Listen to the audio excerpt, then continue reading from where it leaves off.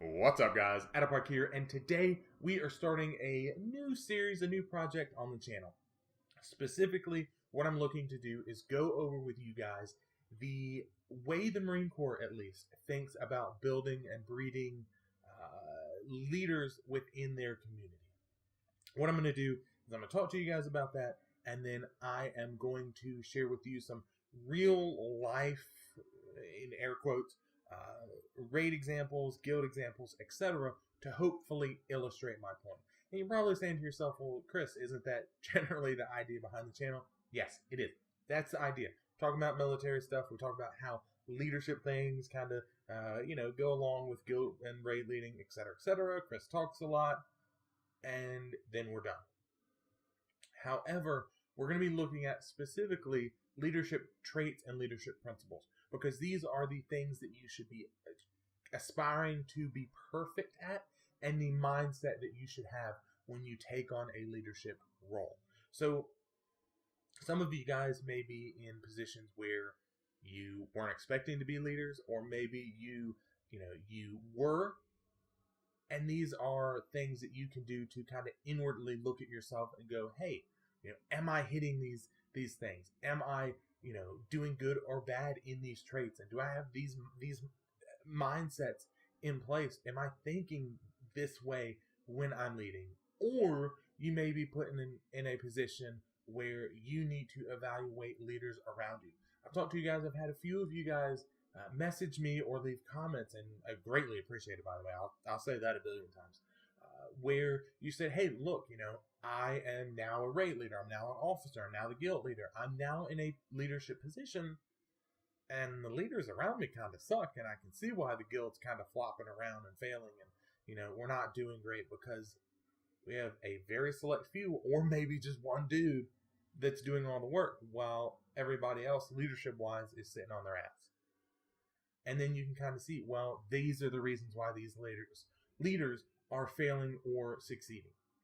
Now, these videos, while you guys should know by now that I do talk and I do give a ton of examples, and sometimes I do get caught up, let's be honest, these videos are going to be, one, a little bit shorter. They're not going to be 20 minutes, hopefully. They're probably going to be a few minutes a piece. They're going to be about 25 of them, maybe 26 or 27. I do have a couple of extra ideas. But we're going to be going over leadership principles and leadership traits within the Marine Corps. So that's kind of your cheat sheet. You can go ahead and look it up if you want, but hopefully you'll stick around for this. So let's go ahead and get started with the first leadership trait. And that is the trait of judgment. Judgment is the ability to think, to make calls, to direct things in a calm and orderly fashion. Even if bullets are flying, even if, stress is everywhere, that you are able to keep relatively calm and collected. Not saying that you're not freaking out, not saying that, you're not worried about things, but not being able to make calls, not good. So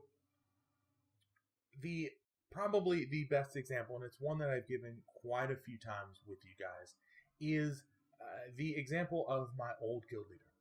Incredibly intelligent man. I mean, this guy is, and if he ever watches these videos, and I'm like 99.9% certain that he doesn't, Shane, I love you. You're an awesome dude.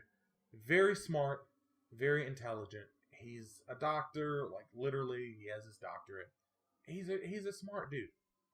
However, when it came to raid time, he could not make calls.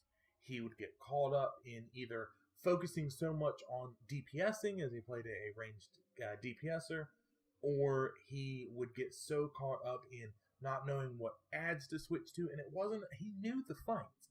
This was week after week after week where, ads would come from X, Y, and Z, and we were supposed to kill him in X, Y, Z order, but he couldn't mark them properly, or, I would throw markers down and he would move them around because he couldn't think about things.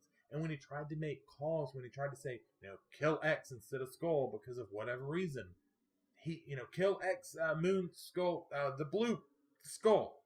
I was like, dude, kill X. And it was a consistent thing where he just could not make calls. He let the stress get to him. And I've told you guys this, that there are some people that cannot handle stress. And you guys have experienced it, where you've had people in the middle of bullets flying, i.e., for me it's a little bit different from maybe some of you guys, but the middle of a raid encounter, and your raid is teetering on wiping, but you're teetering on killing the boss, and you have X amount of time until ads come out, and that call, and we've talked about it before. Do you switch to the ads? Do you stay on the boss? Do you handle this mechanic? Do you ignore it? A million different examples. What do you do? How do you make that call? And if you stutter, if you freak out, if you let that stress get to you and you're not thinking clearly, then what's going to happen? And you guys know what's going to happen. You're going to fail. You're going to make the wrong call, and it's boom, wipe, done. And it sucks. It absolutely sucks. But that is the difference between someone who has the ability to judge a situation, a situation, to judge a situation and calmly and effectively make calls. And then you can look at those calls afterwards. And like I said, I want you guys, if you are in a position of leadership or you are looking at it, to fairly regularly look at yourself and think, am I making these right calls? Am I the one that is able to keep up with the information that's being supplied to me, add-ons or fellow raiders, and make calls based off of that? Or when shit hits the fan and things are getting crazy, I don't know what's going on. I can't keep up, because that's the difference. Hopefully this helps you. Hopefully this lets you guys know at least what's going on with this series. And we're not going to do all the videos at once. I'm not sure if I mentioned that, because like I said, there's like 25, 26, 27 of them. Hopefully that lets you guys know what's going on for these kind of a little bit shorter videos. This will probably, hopefully, be the longest one, because we had to do some explaining.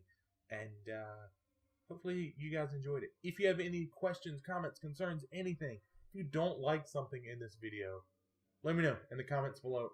I want to improve so that you guys get what you are looking for, so I'm not wasting your time here. Until next time, guys, I'll see you.